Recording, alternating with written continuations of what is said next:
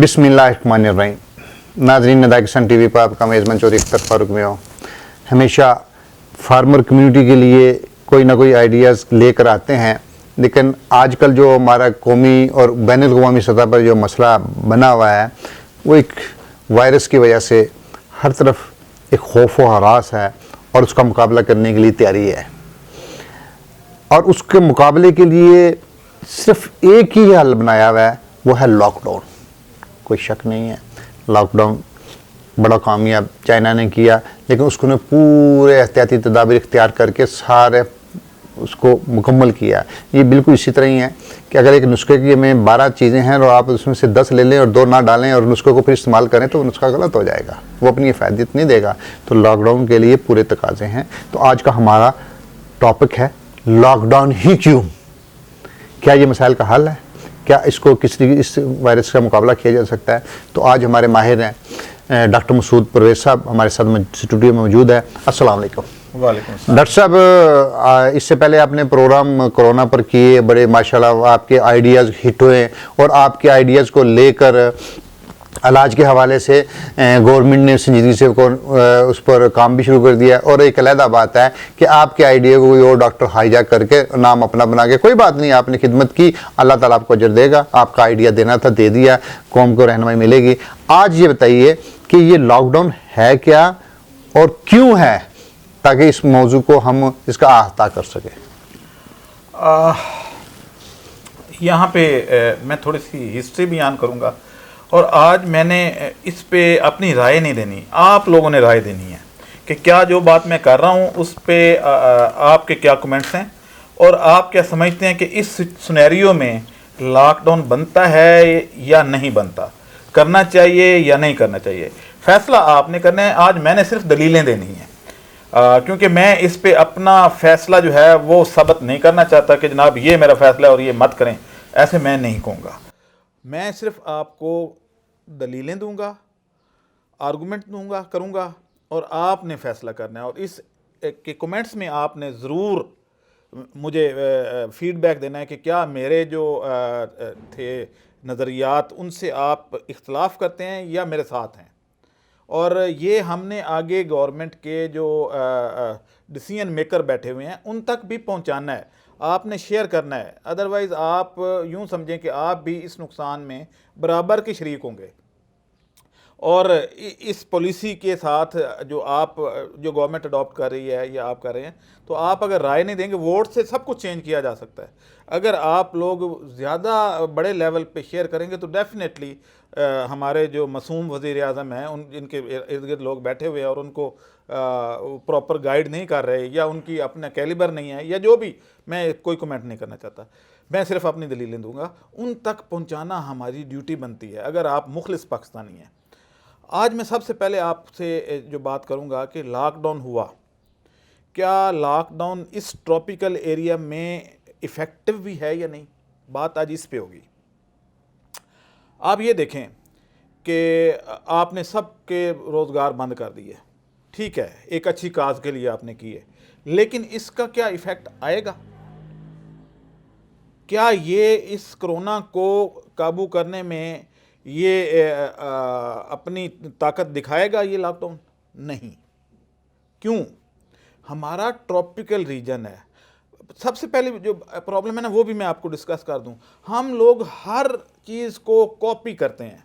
अगर यूरोप में गोरे ने गलत काम भी कर दिए तो हम यहाँ करना शुरू कर देते हैं, बगैर देखे कि वहाँ की जो है वहाँ की इन्वायरमेंट वो कैसी है और हमारी कैसी है, वहाँ के प्रोटोकॉल क्या है और हमारे कैसे होने चाहिए। हम इस पे तो देखते नहीं हैं। हम कहते हैं अगर गोरे ने कर दिया तो ठीक है, अगर चाइना ने कर दिया तो ठीक है, चाइना ने इसका जिक्र नहीं किया तो हम इस पर करेंगे ही नहीं, क्योंकि इटली वालों ने ये नहीं किया तो हम नहीं करेंगे। ये पहले ये चीज़ अपने जहन से निकाल दें कि हम और वो एक हैं, हम बिल्कुल डिफरेंट एरिया में रह रहे हैं। अब मैं अपने असल टॉपिक की तरफ आता हूँ। अभी ये अल्लाह की तरफ से हुआ है कि हम अभी तक कूल वेदर में हैं, यानी बारिशें हो रही हैं और मौसम ठंडा है और टेम्परेचर जो है वो 35 तक नहीं पहुंचा। रात को पंखों की ज़रूरत भी नहीं पड़ रही। अच्छा, यहाँ पे एक और भी है कि मैं ये जब टॉपिक ऑन एयर करूँगा तो ताहिर शमसी जैसे लोग इसको फिर अपना लेबल लगा के तो आ जाएं। भाई अगर आपने ये पहले किया हुआ है तो मुझे बता दें, और आप सब गवाह रहिएगा कि जिसने काम किया होता है उसका तो नाम ही नहीं आता, लेकिन जो काम मेरा किया होता है उसको चुरा के तो जियो टीवी पे और इधर उधर वो लेके आ जाएंगे। लेकिन ओके, आना चाहिए, बाकी बात की बात है। बाकी अभी पॉलिटिक्स हम डिस्कस नहीं करेंगे। आपके मुल्क में जिस दिन 32 से ऊपर टेम्परेचर चला गया, जितने भी आपके इंसेक्ट्स हैं इनके अंडे हैच कर जाएंगे। आपको पता है मक्खी 32 पे इनके एग्स जो हैं वो हैच करेंगे, लार्वा बनेंगे, और लार्वा के बाद ये फ्लाइज बन जाएंगी। और 35 डिग्री पे मैक्सिमम प्रोडक्शन हो जाती है हाउस फ्लाई की। अब जब वो मक्खियाँ आपके घर में आएंगी तो उनको कौन बताएगा कि भाई आपने बीमार के मुंह पे नहीं बैठना, और बीमार के मुंह से उठ के आपने सेहतमंद बंदे के हाथ पे नहीं बैठना। मक्खियों को कौन रोकेगा? क्या वो आपके लॉकडाउन के रूल्स को फॉलो करेंगी? क्या वो आपके कर्फ्यू के रूल को फॉलो करेंगी? भाई हमारा तो इन्वायरमेंट ही डिफरेंट है। हम लॉकडाउन के ज़रिए इस डिज़ीज़ को कंट्रोल नहीं कर पाएंगे। वो मक्खी एक घर से दूसरे घर जाएगी, दूसरे से तीसरे घर जाएगी, और वो छींकें और वो स्पूटम यानी बलगम जो बीमार आदमी फेंकेगा, क्या आप उसको रोक सकेंगे कि इस पे मक्खी ना बैठे? चले शहरों में किसी हद तक कोई 1-2% डिफेंस के घर रोक लेंगे, लेकिन देहात में वहाँ कौन रोकेगा? जहाँ पे मक्खियों की अनगिनत पॉपुलेशन है, कौन रोकेगा? कोई भी नहीं रोक पाएगा। क्या उस वक्त रेंजर्स आके मक्खियों को रोक लेंगी? कितने स्प्रे कर लेंगे, कितना कुछ कर लेंगे। फिर अगली जो सूरत हाल होने वाली है, हमारे हर घर में गाय, भैंस, बकरी, ऊँट मौजूद है। चले ऊँट को निकाल दें, बाकी जानवर मौजूद हैं।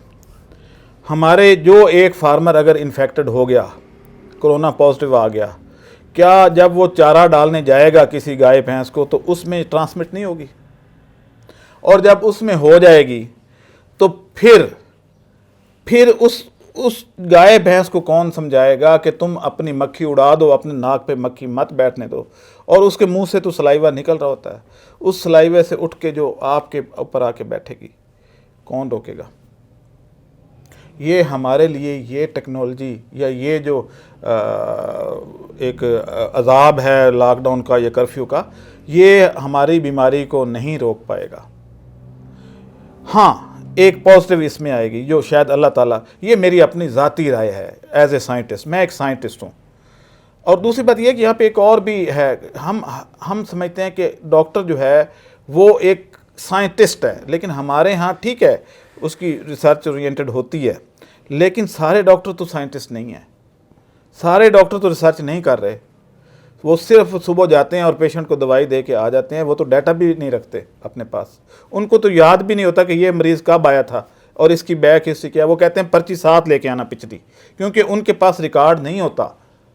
तो इसलिए हम लोग जो है वो हर चीज़ उन पे ना छोड़ दें, खुद भी कुछ रिसर्च करें। जो एक्सपर्ट गवर्नमेंट के पास बैठे हुए हैं, जो पॉलिसी बना रहे हैं, क्या उनको नहीं पता कि मक्खियों ने क्या करना है आगे जाके, आपके रोडेंट्स ने क्या करना है, आपके ये जानवरों ने क्या करना है आपके साथ? तो वो कम्युनिकेशन का ज़रिया बनेंगे। अभी तक तो ये स्टडी मैं ढूंढता रहा हूँ, मुझे नहीं मिली कि अगर एनिमल कोई इन्फेक्टेड हो जाता है तो क्या ये उसके दूध में जाएगी या नहीं जाएगी, ये कोरोना वायरस उसके दूध में जाएगा या नहीं जाएगा। क्या आप दूध पीना बंद कर देंगे, आपके बच्चे दूध पीना बंद कर देंगे? इम्पॉसिबल है ये। इसलिए आपने जो अरबों डॉलर का नुकसान कर लिया है, अपनी स्टॉक एक्सचेंज का हाल देख लें, आपकी प्रोडक्शन कहाँ से कहाँ जा चली गई है, सारी फैक्ट्रियाँ बंद पड़ी हैं। पहले ही हमारी मईशत जो है वो करीबुल मर्ग थी, बाकी ये इसने आके कर दिया। हम लोग कुदरती तौर पे काफ़ी हद तक इम्यून हैं। आप अपनी डाटा देख लें और उसमें आप देखें कि हमारे यहाँ ठीक है लोग इन्फेक्टेड ज़रूर होंगे, लेकिन ज़्यादा लोग एसेप्टिक रहेंगे, यानी वो मॉर्बिड रहेंगे, उनमें सिम्टम शो ही नहीं होंगे। और सिम्टम शो ना हो, आप बीमार ना हो, आप वैसे हेल्दी एक्टिविटी रखें तो वायरस फिरता रहे। वैसे भी तो हमारे जिस्म में कई वायरस, कई बैक्टीरिया फिर रहे हैं, तो ये भी फिरता रहेगा, जहाँ इतने से एक और से, बशर्ते कि यह कि सिम्टम शो ना करे। तो मेरा नहीं ख्याल कि ये ज़्यादा लोग इसमें होंगे, इफ़ेक्ट होंगे। थोड़े लोग होंगे। हमारी इम्यूनिटी सिस्टम बहुत तेज़ है और उसकी एक वजह जो है वो आपकी जो डाइट है उसमें दूध की शमूलियत है। मैंने पिछली वीडियो में भी कहा था कि हम लोग दूध किसी न किसी शक्ल में पी रहे हैं, फल फ्रूट हम खाते हैं, हमारे पास वैरायटी भी बहुत ज़्यादा है फल फ्रूट्स की, फिर हमारा बैक्टीरियल लोड बहुत ज़्यादा है, हमारे अंदर इम्यूनिटी, हमारी बॉडी तो हर वक्त लड़ती रहती है ये बैक्टीरिया और वायरस से, तो हम जल्दी इम्यून हो भी जाएंगे और ऑलरेडी कुछ रेजिस्टेंस पावर हमारे में है भी। इसमें यहाँ पे एक और बात भी है कि लेकिन चलें वो इररेलेवेंट है, लेकिन उसमें मैं रिसर्च कर रहा हूँ और थोड़ा सा टिप भी दे देता हूँ कि एनिमल में अभी तक किसी में कोरोना का वायरस जो है वो पॉजिटिव नहीं देखा गया, और अगर है भी तो कोई जानवर सिम्टम शो नहीं कर रहा, और ये एक बहुत अच्छी डेवलपमेंट है और मैं इस पे डाटा कलेक्ट कर रहा हूँ कि हो सकता है कि एनिमल के ब्लड से हम एंटीबॉडीज़ इतनी कलेक्ट कर लें और वो रेडीमेड हैं कि हम आगे जो है इंसानों में इंजेक्ट कर दें। जैसे काउपॉक्स जो है वो ये पैसिव इम्यूनिटी का सिस्टम डेवलप हुआ था तो वो यहीं से हुआ था कि काउपॉक्स जो है वो उसके जो जरासूमा है वो और जो ह्यूमन पॉक्स आती थी उसका सेम था। तो इस वजह से जो लोग दूध निकाला करते थे वो नहीं मरते थे, उनमें ये इफ़ेक्ट नहीं आता था और बाकी पूरी आबादी मर जाती थी।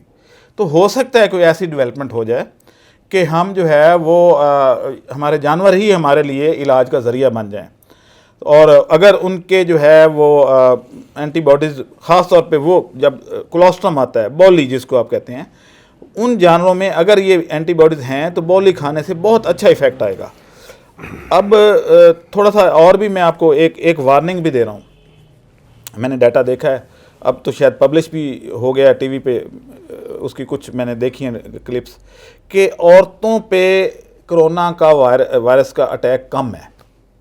औरतें मर्दों की निस्बत आधी से भी कम मर रही हैं, और ये वो औरतें नहीं है हम कहेंगे जी वो घर में बैठी हैं इसलिए नहीं, वो औरतें जिनमें पॉजिटिव आया लेकिन उनमें मोर्टेलिटी की शरह मर्दों से की निस्बत बहुत कम है, वो 50% से भी कम हैं। लेकिन अगर पाकिस्तान में औरतें मरेंगी तो क्यों मरेंगी या कैसे इन्फेक्टेड होंगी? ब्यूटी पार्लर मेन सोर्स होगा, क्योंकि एक क्रीम 5-6 हज़ार की डिब्बी वो होती है, उससे जिसकी स्किन पे लगा क्या उसके बाद वो ब्यूटी पार्लर उसको ज़ाया कर देगा? नहीं करेगा। अगली औरत के मुंह पे भी वही क्रीम लगनी है और ये ट्रांसमिट करेगा। तो इसलिए एक तो मेकअप से अभी अवॉइड कर लें मैं ये नहीं कहता कि जनाब आप, लेकिन सादगी में आ जाएं।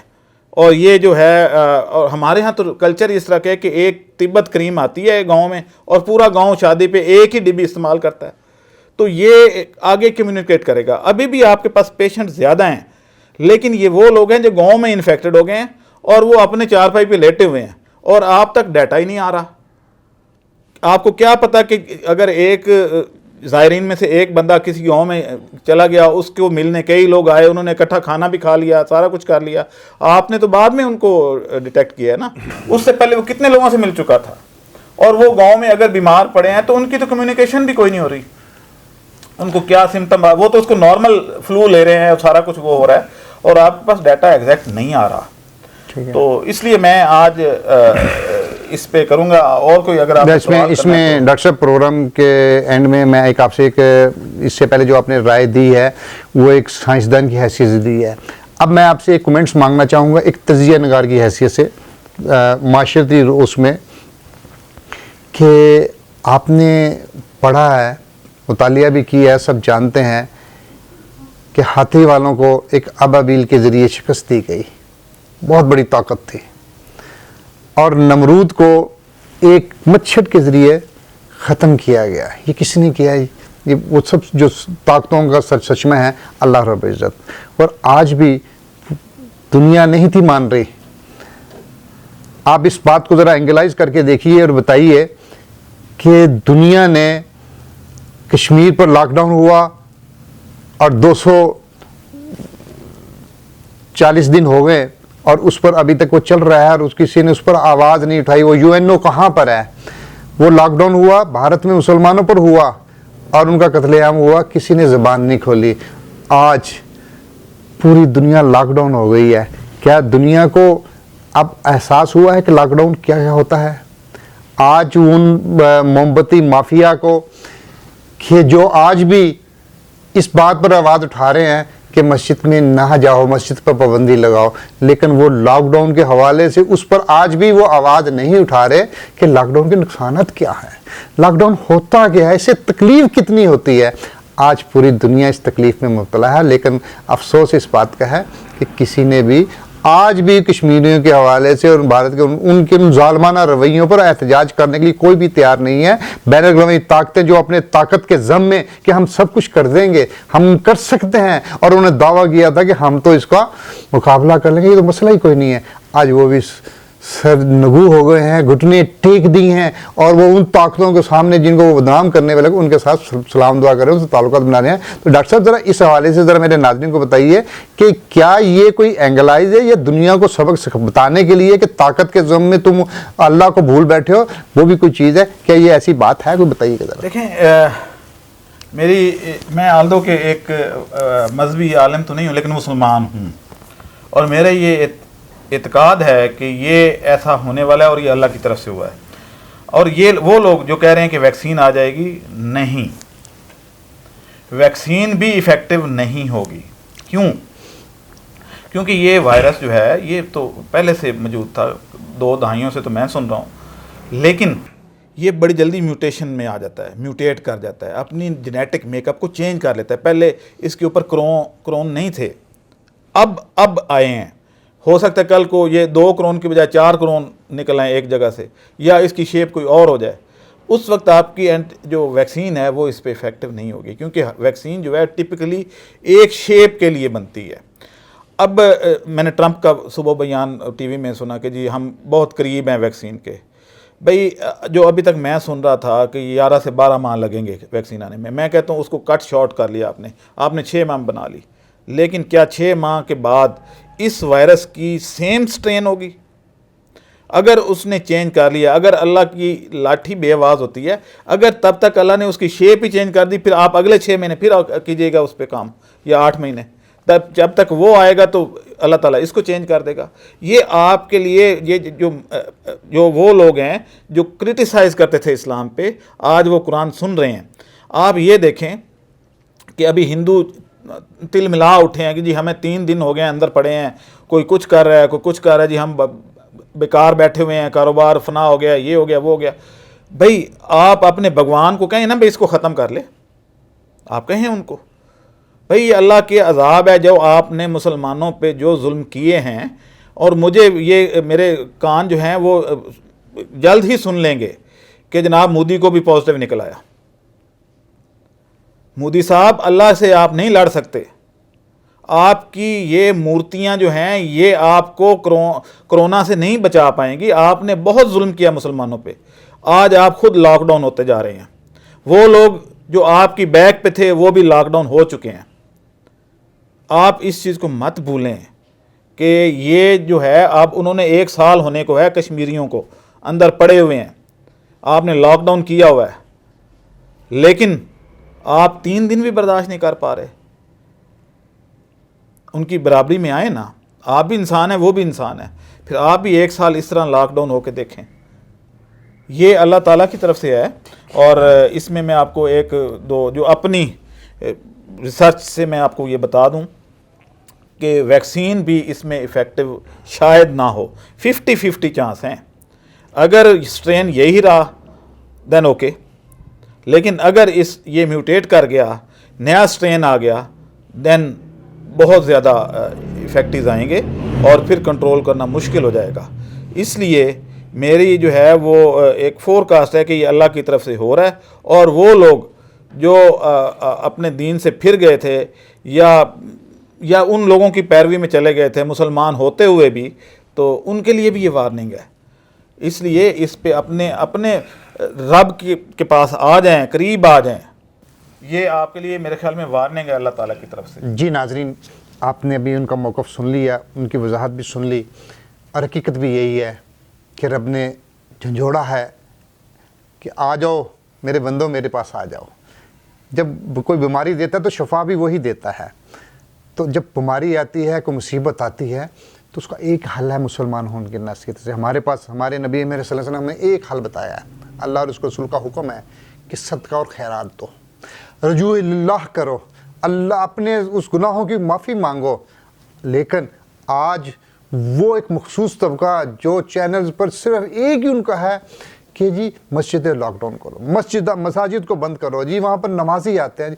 अल्लाह के नेक बंदो, कुल आबादी का जिस आबादी में मस्जिद है वहाँ की 5% आबादी सिर्फ मस्जिद में आती है, बाकी 95% आबादी घरों में है और बाज़ारों में है, उनको कोई फोकस नहीं कर रहा। ये एक मखसूस नुक्ता नज़र है।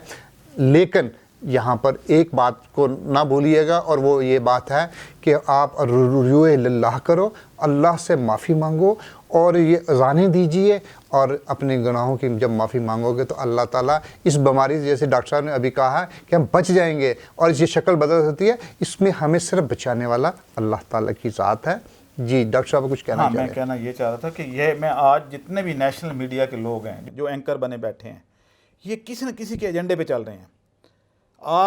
मैं आपको चैलेंज करता हूँ कि मैंने जो बात की है कि ये मक्खियाँ और ये ऐसे होने वाला है, आप जो जहाँ से मर्जी एक्सपर्ट लेके आ जाएं, मेरे सामने बिठा दें, मैं प्रूव करता हूँ।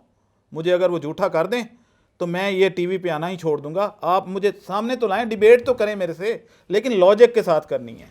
आप खुद ही एंकर, खुद ही साइंटिस्ट, खुद ही सारा कुछ हैं, आए ना मेरे से डिबेट करें, मुझे किसी जगह पे बिठा लें और अपने जितने एक्सपर्ट हैं मेरे पास ले आएँ। मैं प्रूव कर दूंगा कि आप लोग गलत हैं। आप एक अच्छा ईमानदार अगर आपको वज़ीर आज़म मिल गया तो आप उसको डी ट्रैक करते जा रहे हैं, उस पर प्रेशराइज करते जा रहे हैं। ना करें, छोड़ दें, ये एजेंडा छोड़ दें, तर्क कर दें। आप यहीं से अंदाज़ा लगा लें कि मैंने ये पिछले दिनों ये सीरम टेक्नोलॉजी का किया प्रोग्राम, तो मैंने काफ़ी सारे एंकर्स को भेजा, लेकिन किसी ने रिस्पॉन्ड नहीं किया। और मेरी जगह पे एक वो क्या कहते हैं डमी बंदा जो तैर शमसी था, वो यानी मेरी वीडियो देख के पॉइंट करके और सारा कुछ, और उसको आगे ला के बिठा दिया, क्योंकि वो आपके एजेंडे के मुताबिक था और मैं आपके एजेंडे पे नहीं था, इसलिए ये हुआ। जी डॉक्टर साहब आपका बहुत बहुत शुक्रिया। नाजरीन, आप नदाए किसान टीवी को देखते रहिए, इसको सब्सक्राइब कीजिए, चैनल को सब्सक्राइब कीजिए और हमारे नदाए किसान मैगज़ीन के मेंबर भी बनिए, क्योंकि हम अपनी फार्मर कम्युनिटी को एडुकेट कर रहे हैं और करते रहेंगे। ये क्राइसिस है, ये वक्त गुजर जाएगा और इंशाल्लाह इस दौरान हमारे जो नंबर नीचे चल रहे हैं उस पर रब्ता भी रखिएगा और हमारे से रब्ते में रहेंगे तो इंशाल्लाह हम अपनी कम्युनिटी को लॉकडाउन होने से भी बचाएँगे भी और मैशियत को भी लॉकडाउन होने से बचाएँगे और किसान की मैशियत को बहाल भी करेंगे। जब तक के लिए हमें इजाज़त दीजिए, एक नई वीडियो के साथ फिर दोबारा हाजिर होंगे। आपका मेज़बान चौधरी अख्तर फारूक, डॉक्टर मसूद परवेज़ साहब को इजाज़त दीजिए। किसान जिंदाबाद, पाकिस्तान पाइंदाबाद।